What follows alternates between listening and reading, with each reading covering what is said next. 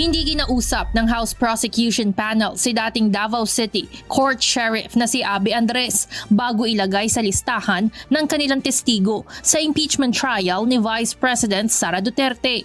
Ayon kay House Prosecution Panel member at Bicol Saro Party List Representative Terry Ridon, hindi requirement na magkaroon ng komunikasyon o ugnayan sa isang individual bago ito makasama sa mga testigo.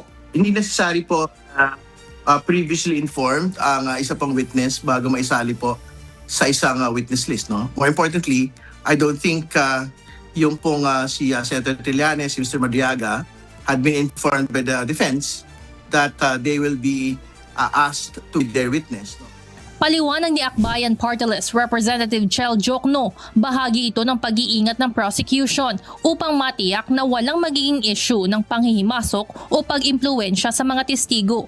Dagdag pa niya, hindi rin nakasalalay sa testigo kung siya ay haharap o hindi sa paglilitis dahil nasa Senate Impeachment Court ang kapangyarihan na mag-compel o magpalabas ng subpoena kung kinakailangan. Well, on the one side, we want to make sure that walang magsasabi na ini-influensyahan namin yung mga testigo. On the other hand, it would also be good that we communicate with them if it is at all possible. Una nang naglabas ng pahayag si Andres na ayaw nitong madamay sa anumang usaping pampolitika.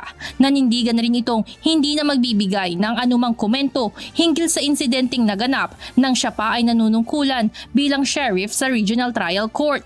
Si Andres ang court sheriff na sinuntok ni VP Duterte nang ito pa ang alkalde ng Davao City sa kasagsagan ng kaguluhan sa demolisyon ng mga bahay sa lungsod. Layon ng pagpresenta sa kanya na patunayang may tendency si VP Sara na gumamit ng karahasan.